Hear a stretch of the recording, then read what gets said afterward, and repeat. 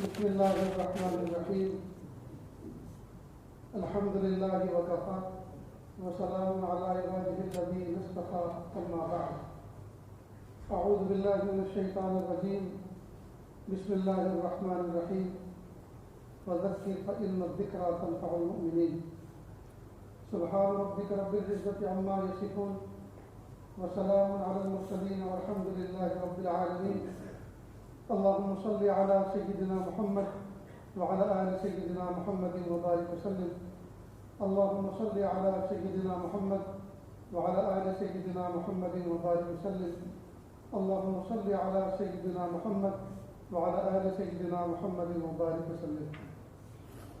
مقصد زندگی اللہ کی بندگی اور مقصد حیات اللہ تعالیٰ کی یاد. نہ ہم اپنی مرضی سے دنیا میں آئے اور نہ اپنی مرضی سے دنیا سے جائیں گے. اللہ تعالیٰ نے حکم فرمایا تو آ گئے اور اللہ تعالیٰ حکم فرمائیں گے تو چلے جائیں گے. نہ آنے میں ہماری مرضی کا کوئی دخل، نہ جانے میں ہماری مرضی کا کوئی دخل. عقل مندی کا تقاضا یہ ہے بیچ کی جو زندگی ہے وہ بھی ہم اللہ کی مرضی کے مطابق گزاریں. اللہ تعالیٰ نے ہمارے جسموں کو دو چیزوں کا مجموعہ بنایا. ایک ہے جسم کا ظاہر اور ایک ہے روح. ایک ہے جسم کا ظاہر اور ایک ہے روح، اور دونوں کے تقاضے الگ ہیں. جسم کے تقاضے اور ہیں اور روح کے تقاضے اور ہیں. جسم کھا کر خوش ہوتا ہے جبکہ روح کسی کو کھلا کر خوش ہوتی ہے. جسم پی کر خوش ہوتا ہے جبکہ روح کسی پیاسے کو پلا کے خوش ہوتی ہے. جسم پہن کر خوش ہوتا ہے جبکہ روح کسی کو پہنا کر خوش ہوتی ہے. جسم خدمت لے کر خوش ہوتا ہے جبکہ روح خدمت کر کے خوش ہوتی ہے. تو دونوں کے تقاضے بالکل ڈفرنٹ ہیں. کہ دونوں کے لیے علم کی ضرورت ہے. جسم کا علم اور ہے اور روح کا علم اور ہے. جسم کا جو علم ہے وہ کالج اور یونیورسٹی میں پڑھایا جاتا ہے. کالج اور یونیورسٹی میں پڑھایا جاتا ہے. اور وہ جو کالج اور یونیورسٹی میں علم پڑھایا جاتا ہے اس سے انسان کے جسم کو راحت پہنچتی ہے. مثلاً کالج یونیورسٹی میں ڈاکٹری پڑھائی جاتی ہے، انجینئرنگ پڑھائی جاتی ہے. پھر انجینئرنگ میں الگ الگ سبجیکٹ ہیں. مجھے یہ لگاؤں میں خود لگاؤں.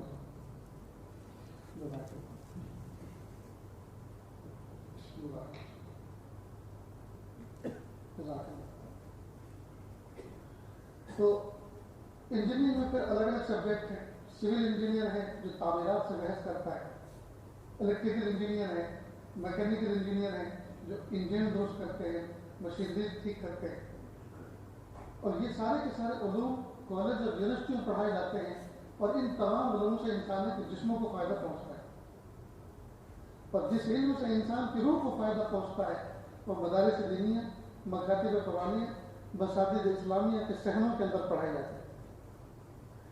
جو علم کالج اور یونیورسٹی میں پڑھایا جاتا ہے اس کا شجرہ نسب اگر معلوم کیا جائے تو اس کی انتہا لندن اور امریکہ میں جا کے ختم ہو جاتی ہے. لیکن جو علم مدارس عربیہ میں پڑھایا جاتا ہے جس کا تعلق روح سے ہے اور اس کا شجرہ نسب معلوم کیا جائے تو محمد رسول اللہ صلی اللہ علیہ وسلم کے قلب مبارک پر جا کے ختم ہوتا ہے.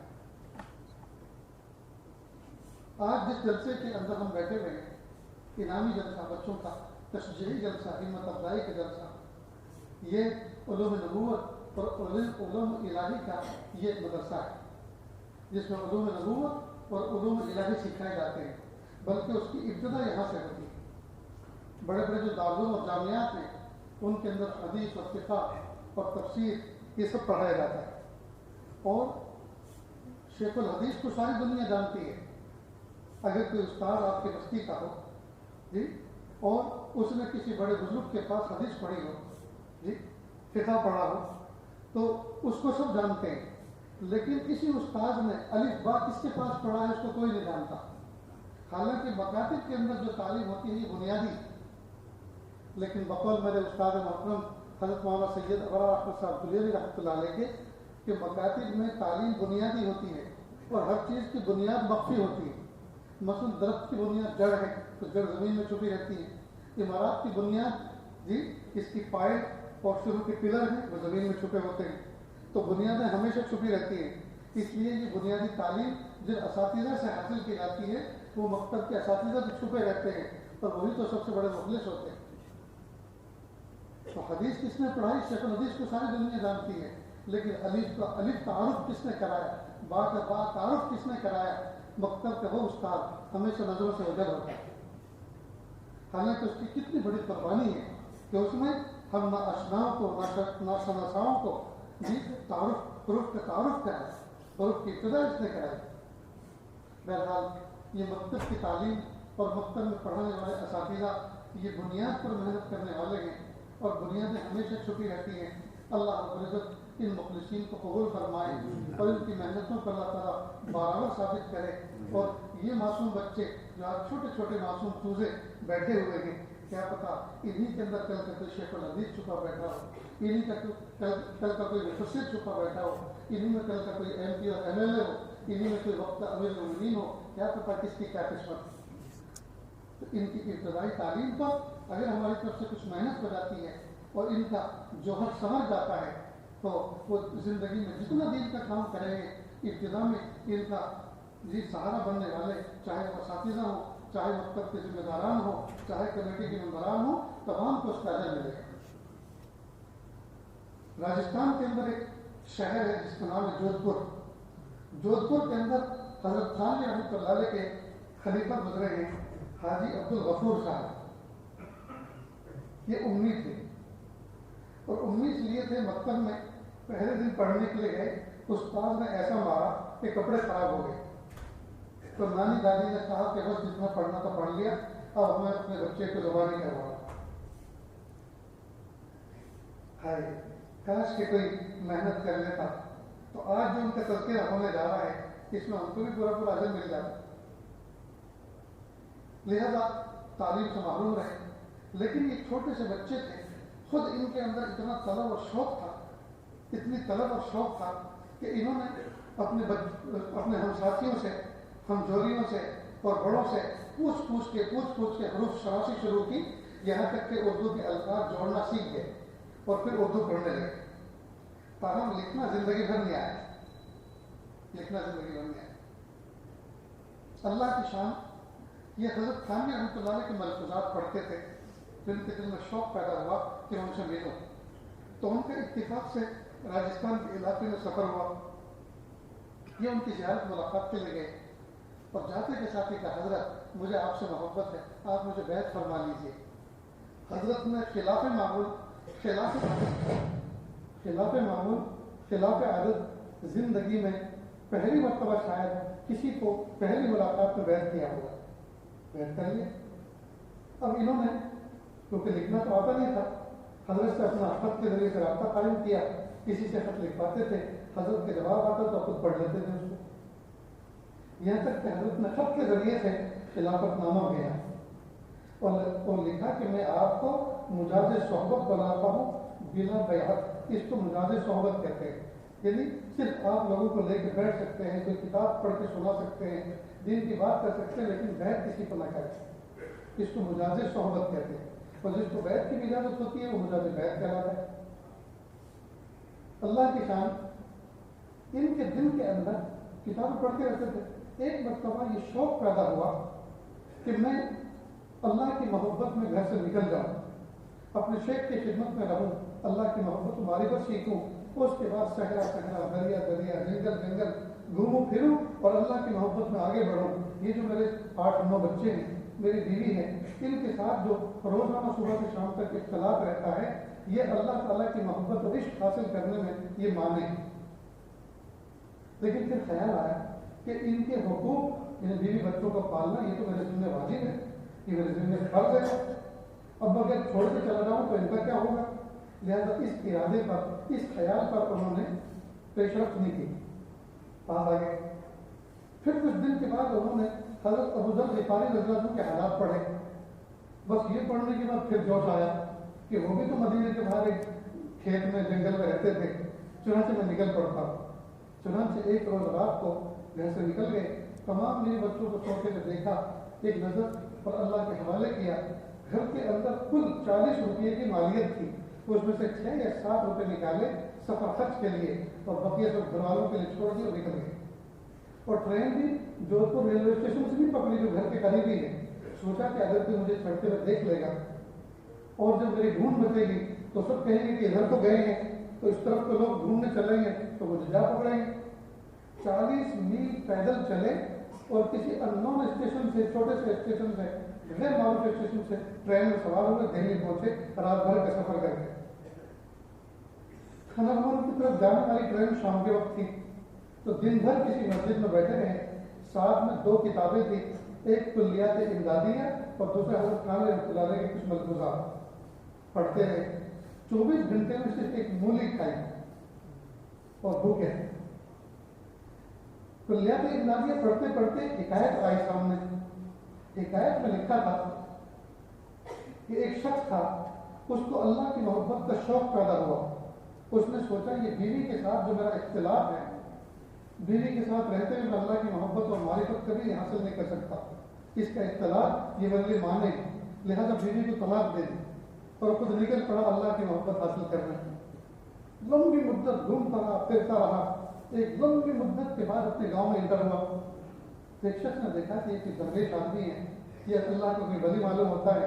آج میں رات اس کو اپنے گھر ٹھہراتا ہوں، خدمت کرتا ہوں تاکہ مجھے دعا ملے. چنانچہ اپنے گھر میں لے کر آ گئے. اور اللہ کی شان، یہ شخص جو گھر میں لے کر آیا، اس کی جو نکاح میں تھی یہ وہی عورت تھی جس کو یہ طلاق دے کر گیا تھا. اب اس نے دیکھا وہ یہ تو بہت پرانا کھلاڑی آیا ہے، بس وہ عورت تو پہچان گئی.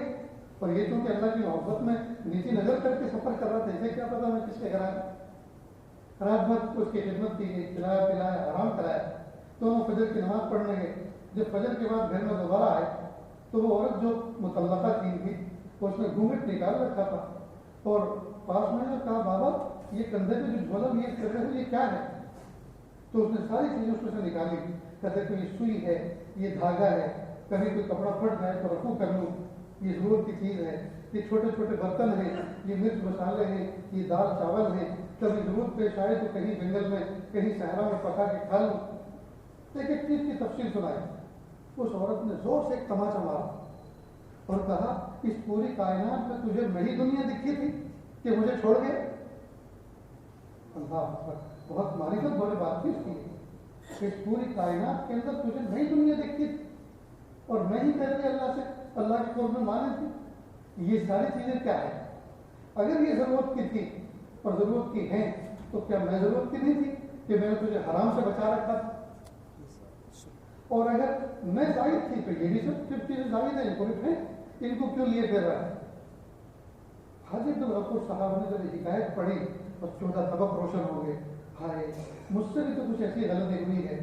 بس فرق اتنا ہے کہ یہ تو طلاق دے کر گیا تھا اور میں طلاق دے کے نہیں آیا، لیکن چھوڑ کے تو آ گیا نا.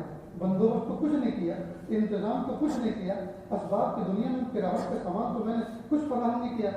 اب کل جب میں حضرت خانوی کے پاس پہنچوں گا اور وہاں جب لائن حاضر ہوں گا اور وہاں سوالات کا سلسلہ ہوگا تو میرے پاس تو ایک بھی جواب نہیں. رسوائی ہوگی وہ الگ، شرمندگی ہوگی وہ الگ، سب کے سامنے خجالت ہوگی وہ الگ، اور واپس بھگا دیا جاؤں گا. تو کیا ہی بہتر ہے کہ بجائے حضرت کے یہاں سے بھگایا جاؤں پہلے میں خود اپنے پیروں پہ چل کے چلا جاؤں. لہذا دہلی سے واپس جودھ پور الٹے قدم آ گئے. اب آنے جانے میں اس پورے واقعے میں 3 دن لگے.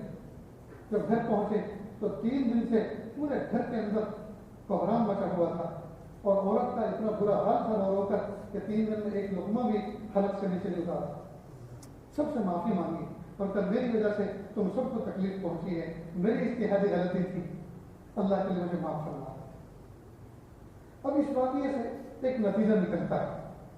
اگر دل کا تعلق کسی پیر و مرشد سے ہو، اپنے کسی بڑے سے ہو، اور دوسرا یہ کہ صلحاء کی کتاب ہمارے زیر مطالعہ رہے، تو نفس اور شیطان کے بہکانے سے اگر گاڑی پٹری سے اتر بھی جائے تو اللہ تعالیٰ بہت جلدی راہ راست لکھ دیتے، بہت جلدی اللہ تعالیٰ راہ راست سجا دیتے. یہ سبق یاد رکھیے گا. اس لیے ہمیں چاہیے کہ ہم اپنے اکابر مشائخ کے ساتھ میں مطالعے کے ذریعے سے اپنا رابطہ مضبوط کریں. لیکن افسوس کی بات ہے ہم کتابیں پڑھنا ہم نے چھوڑ دی. جو دیکھو فون پر پڑھ لینا دیکھ رہا، جو دیکھو فون دیکھ رہا. جس کو دیکھو فون میں لگا ہوا ہے، کتابیں انتظار کر رہی ہیں، کئی سال گزر جاتے ہیں اور کتاب کو ہاتھ تک نہیں لگاتے۔ افسوس کی بات ہے دوستوں، صالح مطالعہ جاری رکھے، کردار ساز کتابیں پڑھیں، کتابوں کے پڑھنے سے، کردار ساز لوگوں کے حالات، ان کی سوانح پڑھنے سے، ان کے ملفوظات پڑھنے سے دل کے اندر آدمی کو ایک قوت نصیب ہوتی ہے، قوت ارادی مضبوط ہوتی ہے۔ حضرت تھانوی رحمۃ اللہ علیہ کے یہاں تو ان تمام چیزوں پر بہت گہرائی کے ساتھ میں توجہ دلائی جاتی تھی، قوت ارادی کیسے مضبوط ہو۔ اصل میں اللہ تعالیٰ نے ہم تمام کے دلوں کے اندر ایک ہمت نام کی چیز رکھی ہے، لیکن ہے وہ مخفی۔ اس ہمت نام کی چیز کو ہمیں اجاگر کرنا چاہیے۔ اسی دیوالی کے موقع پر میرا اصل وطن تو میرٹھ ہے، تو میرے ایک بھتیجے تھے، وہ اپنی بچی کو ہاسپٹل میں لے کر کے ایڈمٹ کرائے۔ پتہ چلا دیوالی کے رات میں اسی ہاسپٹل کے پڑوس میں فرنیچر کی دکان تھی، اور فرنیچر کے پڑوس میں پٹاخوں کی دکان تھی، پٹاخوں کی دکان میں آگ لگ گئی۔ اس آگ کو فرنیچر کی دکان نے پکڑ لی، تو ہاسپٹل میں الرٹ جاری ہو گیا، اپنی جان بچاؤ۔ تو وہ مریض جو کئی مہینے سے بیڈ پہ پڑے تھے، ڈاکٹر کہتے کہ تھک گئے کہ تھوڑا بیٹھو، تھوڑا واک کرو، تھوڑی واکنگ کرو، چلو پھرو، وہ چلنے کا نام نہیں لے رہے، بیٹھنے کا نام لے رہے، گلوکوز کی بوتلیں اٹھا کے بھاگ گئے۔ اب یہ بتائیے ان کے اندر ہمت کہاں سے آئی؟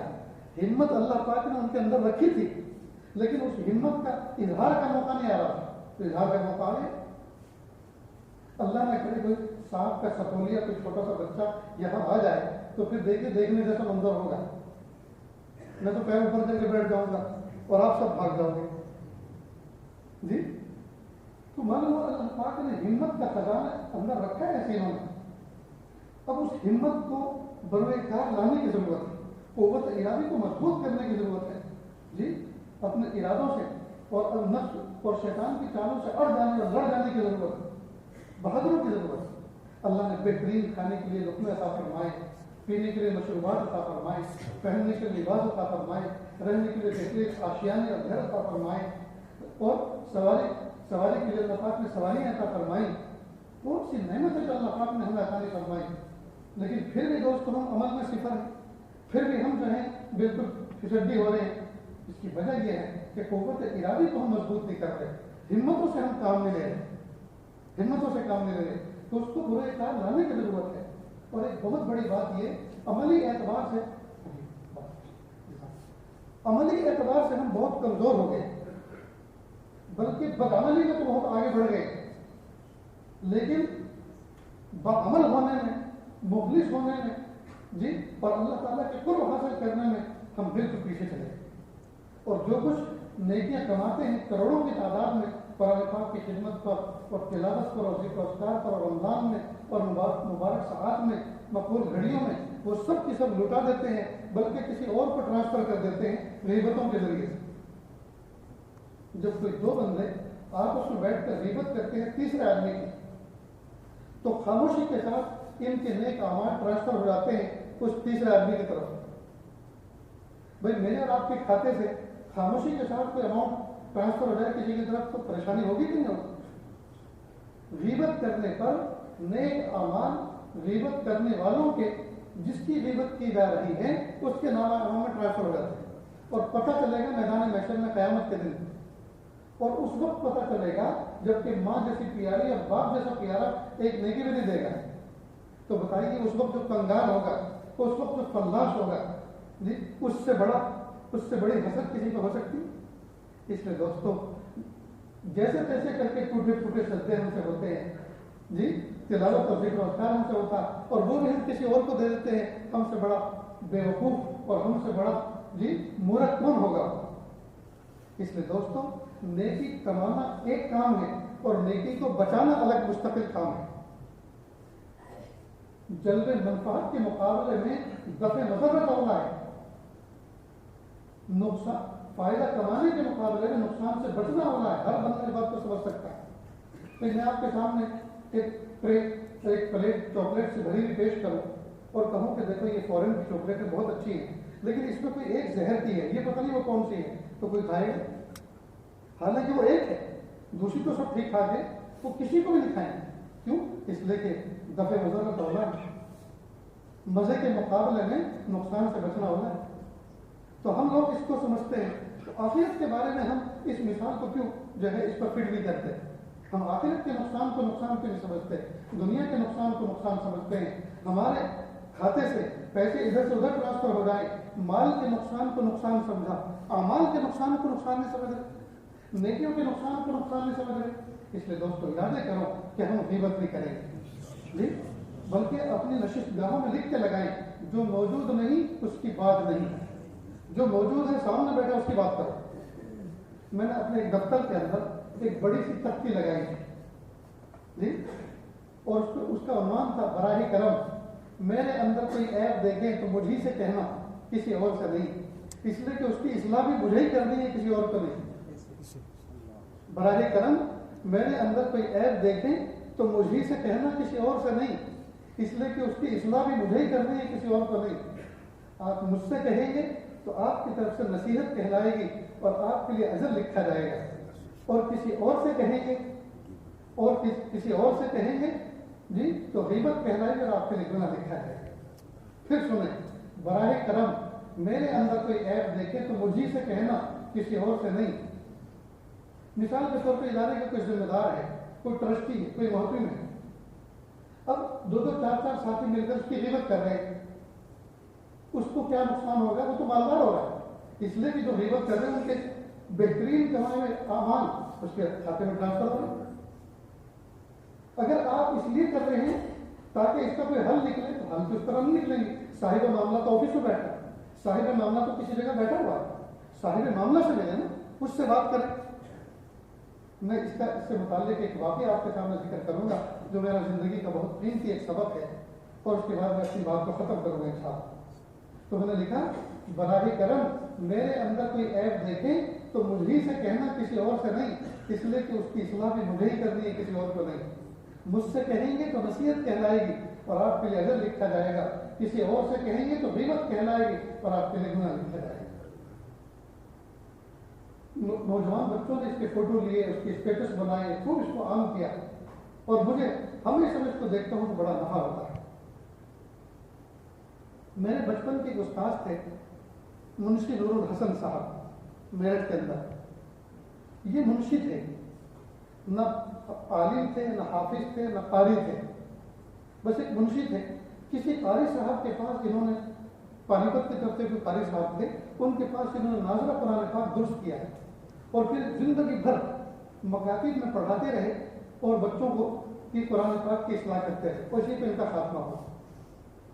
یہ حضرت مولانا اشرف علی تھانوی رحمۃ اللہ علیہ سے بیعت تھے، میرے مکتب کے پہلے استاد حضرت تھانوی سے بیعت۔ اس زمانے کے اندر اس ملک میں انگریزوں کا شاسن چل رہا تھا، اور ان کو نکال باہر کرنے کے لیے جو جدوجہد چل رہی تھی وہ دو قسم کی پارٹی تھی، ایک کانگریس تھی اور ایک مسلم لیگ۔ کانگریس کی تائید میں بڑے بڑے علماء تھے اور مسلم لیگ میں بھی بہت بڑے بڑے علماء تھے، اور آپس میں ان کے اختلافات تھے، لیکن دلائل کے اختلافات تھے، ذات کے اختلاف نہیں۔ منشی الحسن میرے استاد نے سوچا کہ حضرت تھانوی سے جب میں بیعت ہو گیا ہوں، ان کی تائید مسلم لیگ ہے، لہذا میں بھی اسی کے لیے کام کروں گا۔ چنانچہ میرے علاقے کے اندر وہ لیگ کی کمیٹی کے رکن بن گئے، تو جب جب کوئی میٹنگ ہوتی تھی تو اس میں وہ پہنچتے تھے۔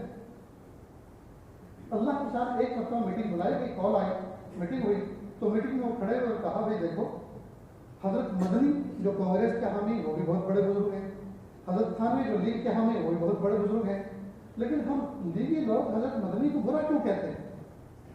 تو اس میں سے کوئی لیگی کھڑا ہوا اور کہا، تم حضرت مدنی کو بزرگ سمجھتے ہو؟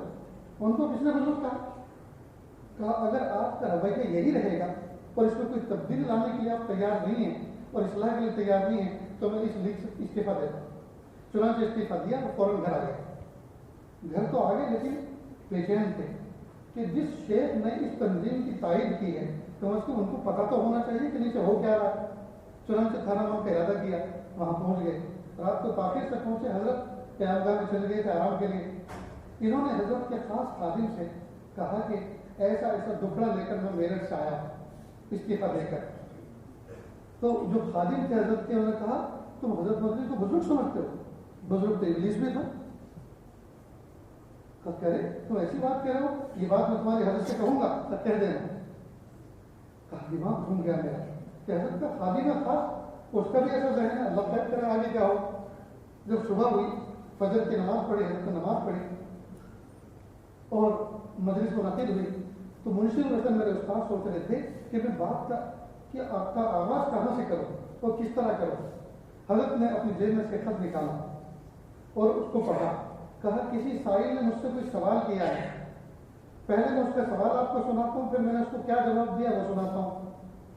سوال لکھا، سوال سنایا کہ کوئی سائل مجھ سے پوچھ رہا ہے کہ دیوبند میں جو بزرگ بیٹھے ہیں وہ بھی اللہ کے ولی ہیں اور جو تھانہ مرم میں بیٹھے ہیں وہ بھی اللہ کے ولی ہیں، لیکن تھانہ مرم میں ڈانٹ ہے، ڈپٹ ہے، زجر ہے، توبیخ ہے، جزا ہے، سزا ہے، اور دیوبند میں وہاں سزا پر رحمت رحمت ہے. یہ دونوں میں فرق کیوں؟ یہ سائل کا سوال ختم ہوا. اب میں نے اس کا جواب دیا ہے کہ دیوبند میں جو بیٹھے ہیں وہ مانند دریا ہیں، اور دریا میں اگر کوئی پیشاب بھی کر دے تو اس کے مزاج پہ کوئی فرق نہیں پڑتا. اور جو تھانہ میں بیٹھا ہے یہ تو چھوٹے سے گھڑے کے مانند ہے، اس میں اگر ایک قطرہ بھی پیشاب کا گر جائے تو سارا مزاج خراب ہو جاتا ہے. جس کی یہ بات کہی کہ حضرت مدنی جو ان کے نظریاتی اعتبار سے ان کے مخالف ہیں ان کو اتنا اونچا مقام دیا اور خود کو توازن اتنا گرایا. تو منشی الحسن صاحب رحمۃ اللہ علیہ کو ہمت ہو گئی کہ حضرت مجھے بھی کچھ عرض کرنا ہے کہ کریں. کہا ایسا ایسا واقعہ پیش آیا میرٹھ میں اور یہ واقعہ پیش آیا رات خانقاہ میں آپ کے خادم کے ساتھ. حضرت نے فرمایا یہ بات آپ میرے خادم کے سامنے کہہ سکتے ہیں؟ کہ جی. کب بلاؤ ان کو بلایا گیا. آنے والے خادم سے پوچھا کہ اس شخص کے بارے میں جانتے ہیں کون ہے؟ کہ جی ہاں، یہ میرے استاد کے میرے والد صاحب کے دوست کے بیٹے نور الحسن ہیں. کہ آپ کی ان سے کوئی مخالفت دشمنی تو نہیں کرنی؟ کہ یہ کچھ سنانا چاہتے سنو.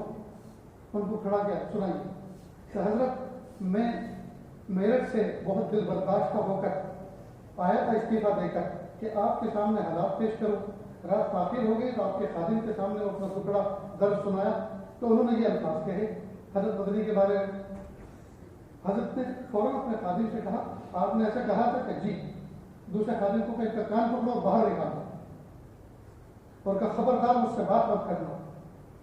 اب یہ بہت گھبرا گئے. حضرت کے خادم گھبرا گئے. انہیں توقع نہیں تھی کہ یہ ان سے کہیں گے، شکایت لگائیں گے اور پھر میری ایسی لائن حاضر ہوگی. خیر باہر گئے. کسی قاری صاحب کے واسطے سے حضرت سے بات کی حضرت مجھے معاف کر دیجیے، میں نے بہت بڑی گستاخی کی کسی شخص کے بارے میں. حضرت نے فرمایا ہرگز نہیں، دیوبند جاؤ اور صاحب معاملہ سے معافی مانگ کر معافی نامہ لکھوا کر لو.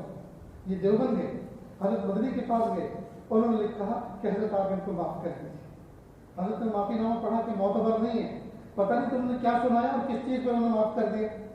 یہی واقعہ سناؤ اور اس کو وہ اپنے خط میں مینشن کریں، اس کا حوالہ دیں اور پھر کہیں کہ میں نے معاف کیا تو میں سمجھوں گا کہ دل سے انہوں نے معاف کر دیا. پھر یہ پھر گئے اور پھر حضرت کو کہا کہ حضرت یہ واقعہ آپ سن لیجیے اور آپ اس کا حوالہ دے دیجیے.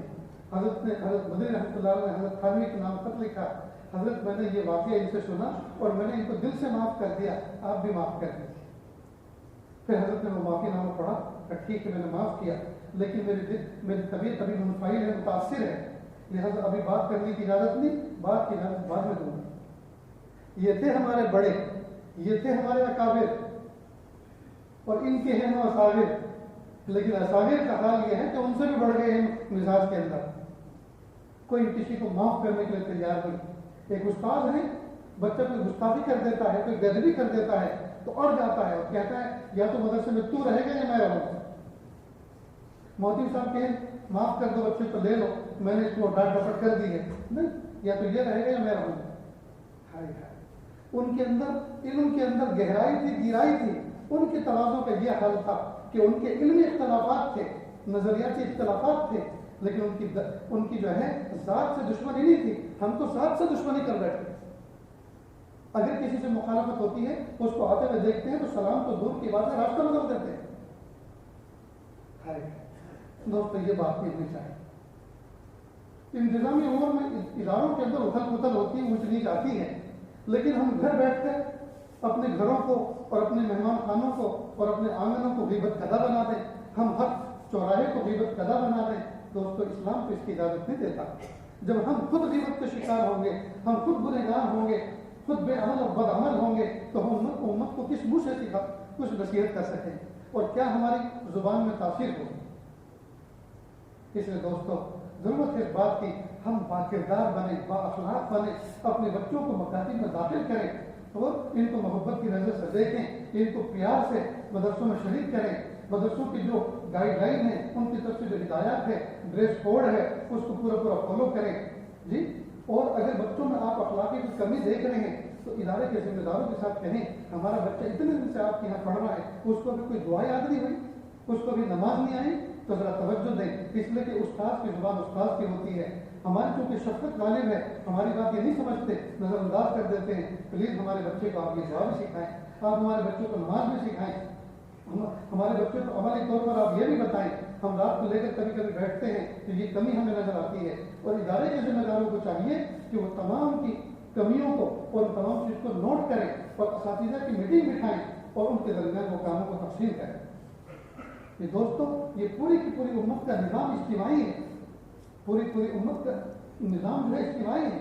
ہماری نماز اجتماعی ہوتی ہے جی، ہمارے جنازے کی نمازیں اجتماعی ہوتی ہیں جی، ہمارے مشورے آپس میں اجتماعی ہوتے ہیں، تو ہمیں چاہیے کہ ہم اپنی اجتماعیت کے اندر صلاح اور تقوی کو عام کریں، ہماری اجتماعیت غیبت والی نہ ہو، ہماری اجتماعیت دشمنی والی نہ ہو، ہماری اجتماعیت مخالفت والی نہ ہو، ہماری اجتماعیت ایسی ہو جس پہ اللہ کی رحمت برسے، ید اللہ علی الجماع۔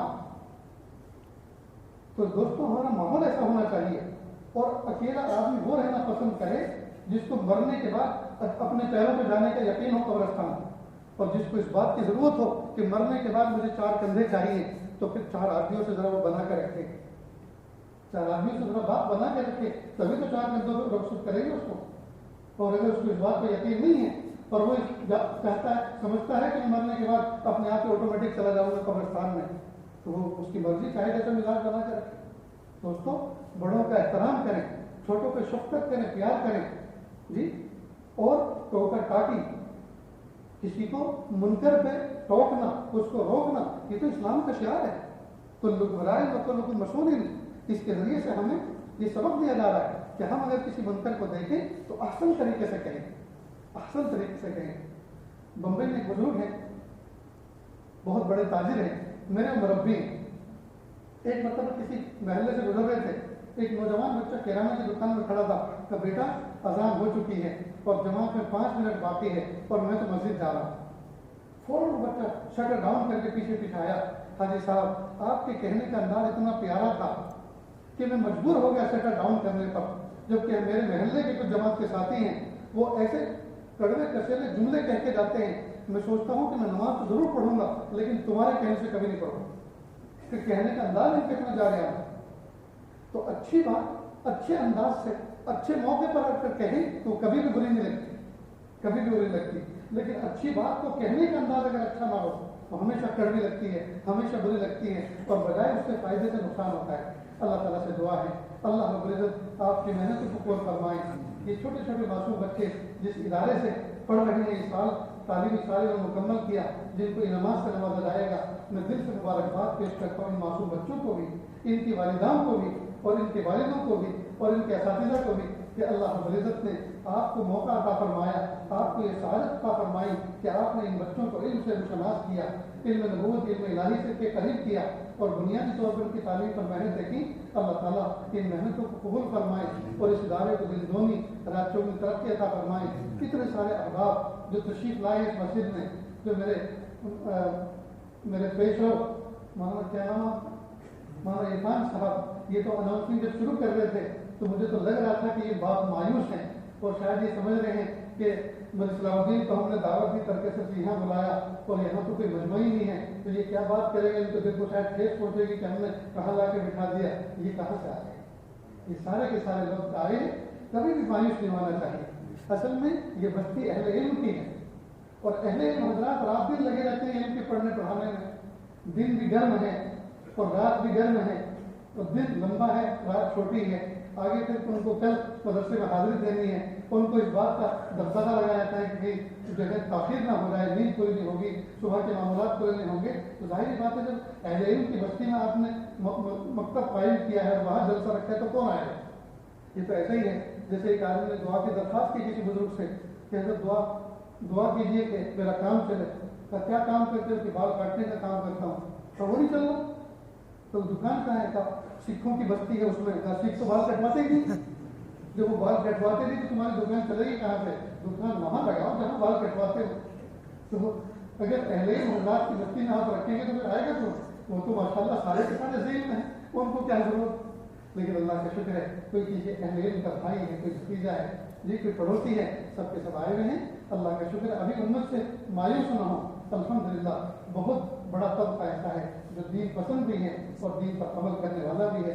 اللہ تعالیٰ اس بستی کو دن دونی راتوں میں ترقی عطا فرمائے اور ان آشیانوں کو اللہ تعالیٰ ہمیشہ آباد رکھے۔ جی میں تو ہمیشہ کوئی آدمی اپنے گھر کی افتتاح کے لیے یہ گھر کی کسی تقریب کے لیے لے جاتا ہے کہ دعا کریں ہمارا گھر بن جائے، تو یہ جملہ میری زبان پر آتا ہے، پیارے اللہ چھوٹے چھوٹے پرندے بھی اپنے ذاتی آشیانوں میں رہتے ہیں، وہ کرائے کے گھونسلوں میں نہیں رہتے کہ اللہ ہم تو حضور کے امتی ہیں، اللہ ہم تمام کو اپنے اپنے ذاتی کشادہ آشیانے عطا فرمائے۔ وآخر دعوانا ان الحمدللہ رب العالمین۔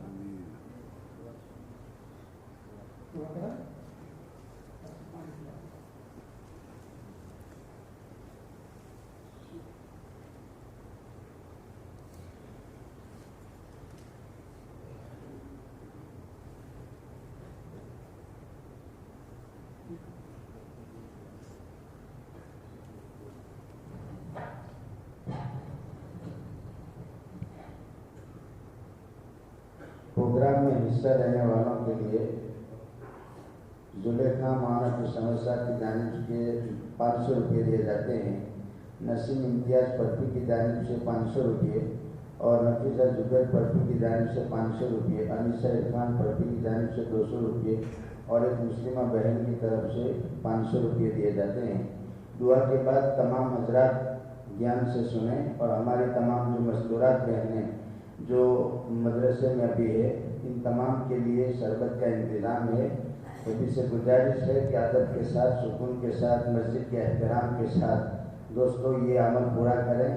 اللہ تعالیٰ حضرت والا کے بیان کے اوپر جو ہم نے باتیں سنی سب باتوں کے اوپر ہمیں عمل کی توفیق عطا فرمائے۔ اب دعا ہوگی انشاءاللہ۔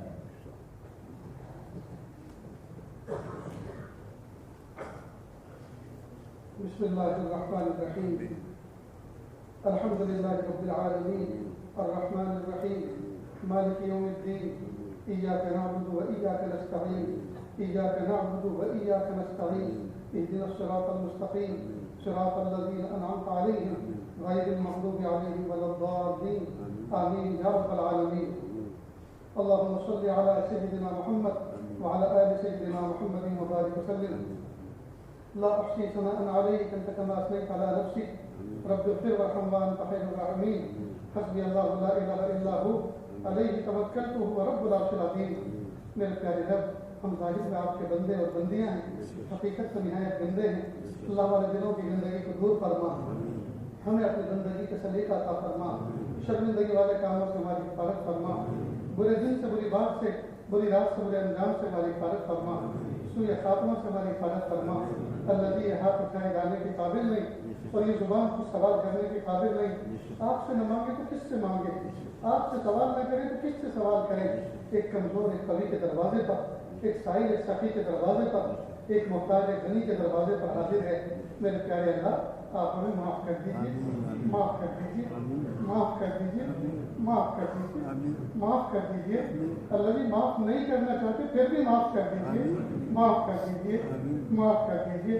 اچھے اللہ معاف کر دیجیے، اچھے ربا معاف کر دیجیے، سونے اللہ معاف کر دیجیے، پیارے اللہ معاف کر دیجیے۔ پیارے اللہ، ہمارے جیسے تو آپ کے اربوں خربوں بندے ہیں، لیکن آپ کے جیسے تو ہمارا کوئی رب نہیں، آپ ہمارے اکلوتے رب ہیں۔ اللہ آپ ہمارے اکلوتے رب ہیں۔ اللہ میں آپ سے محبت ہے، اللہ ہم آپ کے بغیر نہیں رہ سکتے، اللہ آپ کے بغیر ہم نہیں جی سکتے۔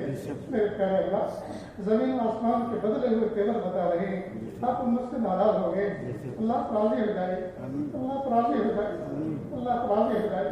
پوری امت کی طرف سے ہم آپ سے معافی چاہتے ہیں، اللہ پوری امت سے آپ خوش ہو جائیے، آپ راضی ہو جائیے کہ اللہ اپنی مدد بھیج دیجیے، اپنی نصرت بھیج دیجیے، کہ اللہ اپنی رحمت بھیج دیجیے، مہربانی کا معاملہ فرما دیجیے۔ پیارے اللہ، آپ نے قرآن پاک میں فرمایا وَأَمَّا السَّائِلَ فَلَا تَنْهَرْ، سائل کو جھڑکو نہیں، بھیکاری کو جھڑکو نہیں۔ اللہ جی جب آپ نے ہم کمزوروں کو یہ حکم دیا، آج ہم بھی تو آپ کے دربار میں بھکاری بن کر بیٹھے ہیں، اللہ ہمیں ڈانٹیے نہیں، اللہ جی ہمیں کھدیڑیے نہیں، اللہ جی ہمیں محروم نہ فرمائیے، اللہ جی اپنی رحمت کی بھیک دے دیجیے، مغفرت کی بھیک دے دیجیے، اپنے عشق و محبت کی بھیک دے دیجیے، اپنے تعلق کی بھیک دے دیجیے۔ میرے پیارے اللہ، زندگی کا قیمتی حصہ غفلتوں میں گزر گیا، اب نہیں پتا زندگی کی شام کس گلی میں ہوگی اور کس حال میں ہوگی، کلمہ نصیب ہوتا ہے کہ نہیں ہوتا، کفن دفن مقدر ہوتا ہے کہ نہیں ہوتا۔ میرے پیارے اللہ، ہم آپ سے بھیک مانگتے ہیں، اللہ جی آپ نے معاف کر دی، آپ نے معاف کر دی، آپ نے معاف کر دی۔ رب کریم، ایک اندھا فقیر، ایک نابینا بوڑھا فقیر، اندھا اندازے سے لوگوں کے دروازوں پر بھیک مانگ کر کے رہا تھا، وہ ایک دروازے پر اندازے سے کھڑا ہوا، اور اس نے سوچا کہ یہ کسی امیر قدیر کا گھر ہے، یہ کسی مالدار کی کوٹھی ہے، کسی سیٹ کا گھر ہے، تو بڑی امیدوں کے ساتھ اس نے اونچی صدا لگائی، او اونچے گھر والے، او اونچے دروازے والے، او بلند کھڑکی والے، دے دے اللہ کے نام پر، اللہ تیرا بھلا کرے۔ 3 مرتبہ صدا لگائی، جب جواب کوئی نہ ملا تو کہنے لگا کس کنجوس کا گھر ہے، یہ کس بخیل کا گھر ہے، نہیں دینا چاہتا تو مت دے، میں کوئی زبردستی چھیننے تو نہیں آیا، میں نے صدا لگائی ہے، کم از کم مجھے ٹھوٹے منہ سے یہ تو کہہ دے کہ معاف کر، چھٹے نہیں ہیں، کھلے نہیں ہیں، آگے دیکھ پھر کبھی آنا۔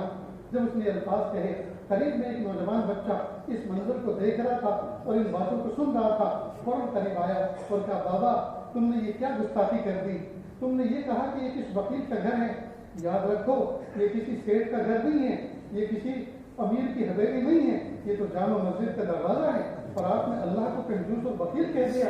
بس یہ سننا تھا، وہ فقیر لرز گیا، بوڑھا اندھا فقیر کانپ گیا، اپنا کشکول پھینک دیا، مسجد کی چوکھٹ پکڑ کر صحن مسجد میں داخل ہوا اور پیشانی زمین پر رگڑنے لگا اور کہا ہائے میرے پیارے رب، مجھے معاف کر دیجیے، مجھے معاف کر دیجیے، مجھے معاف کر دیجیے، میں نے بہت بڑی گستاخی کر دی، اللہ میں اندھا ہوں، میں بوڑھا ہوں، مجھے نہیں پتہ چلتا کس کا گھر ہے، میں تو اندازے سے کسی امیر کبیر کا تصور کر کے کھڑا ہوا تھا، یہ تو میرے پیارے رب کا گھر نکلا۔ اللہ جی اب میں عہد کرتا ہوں میں مخلوق سے بھیک نہیں مانگا کروں گا، اللہ مجھے آپ معاف کر دیجیے۔ خیر باہر نکلا، وہ نوجوان کھڑا ہوا تھا کہ بابا آپ کس میں بھیک مانگو گے، کشکول تو تم نے پھینک دیا، وہ تو ٹوٹ گیا، تمہارے سکے تو نالی میں بہہ گئے، اب کس میں بھیک مانگو گے۔ اس بوڑھے فقیر نے عجیب بات کہی کہ نوجوان اس دروازے پہ کھڑے ہو کر مسجد میں سجدہ کر کے اب میں نے عہد کر لیا، اب میں مخلوق کے دروازے پہ کبھی صدا نہیں لگاؤں گا، ہمیشہ خالقی سے مانگوں گا۔ کہ میرے پیارے اللہ، ہم بھی تو آپ کے دربار میں ہاتھوں کا پیالہ بنا کر بھیک مانگ رہے ہیں، میرے پیارے اللہ ہمارے اس پیالے کو بھی مخلوق کے سامنے کبھی نہ پھیلائیے، میرے پیارے اللہ ہمیشہ اپنے سامنے پھیلنے کا موقع دیجیے، مخلوق کے سامنے اللہ کبھی مجبور نہ فرمائیے کہ ہمیں مخلوق کے سامنے پھیلانا پڑے، میرے پیارے اللہ دل سے ہماری حفاظت فرمائیے۔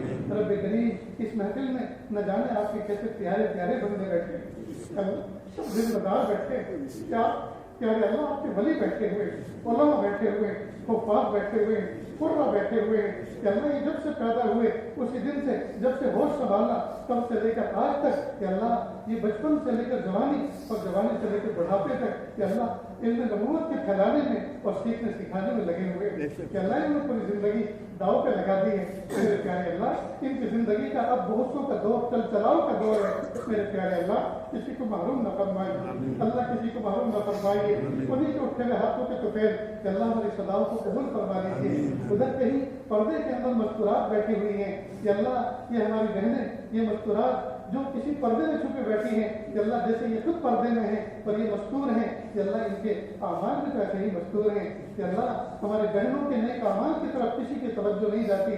یہ تو سب جانتے ہیں کہ کعبۃ اللہ کو بنایا تھا سیدنا ابراہیم علیہ السلام نے نند اسماعیل کی مدد سے، لیکن یہ کسی کو نہیں پتا کہ اصل تو اس کے بنانے میں حضرت ماں ہاجرہ کا کردار رہا ہے۔ اے میرے پیارے رب حضرت ماں ہاجرہ کا واسطہ میرے پیارے اللہ بے اخلاص اور جو یقین اور توکل آپ نے ان کو عطا فرمایا تھا کہ اللہ ہمارے ماں بہنوں کو عطا فرمایا، ہماری ماں بہنوں کو عطا فرمایا، ہماری ماں بہنوں کو عطا فرمایا کہ اللہ ان معصوم بچوں کو کہ اللہ یہ اللہ ناظرہ قرآن پاک کے ساتھ حفظ قرآن کی عطا فرما اور قاری اور حافظ قرآن کے ساتھ ان کو قاری قرآن بھی بنا دیجیے اور قاری قرآن کے ساتھ ان کو ناشر قرآن بھی بنا دیجیے، ناشر قرآن کے ساتھ ان کو عاشق قرآن بھی بنا دیجیے۔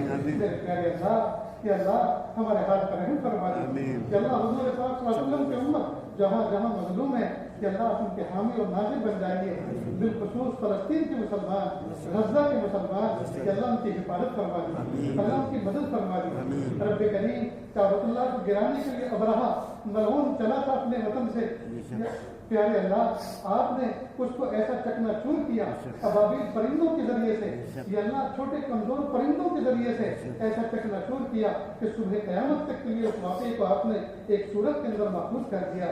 رب کریم کعبۃ اللہ جو پتھر اور گارے کا بنا ہوا تھا آپ نے اس کی حفاظت کر دکھلائی۔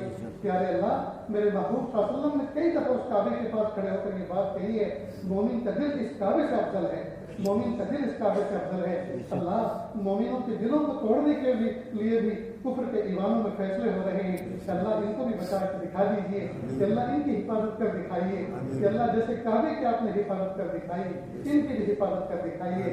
اللہ جی مدارس عربیہ کے کھلنے کا وقت ہو چکا ہے اور ادارے شروع ہو چکے ہیں، چھوٹے چھوٹے معصوم بچے دور دراز سے سفر کر کے آئے ہیں، کہ اللہ ان مجموعوں کے اندر اور مدارس میں آنے والے طلبہ کے اندر بہت سے طلبہ وہ ہیں کسی کی ماں نہیں ہے، کسی کا باپ نہیں ہے اور کسی کے دونوں نہیں ہے۔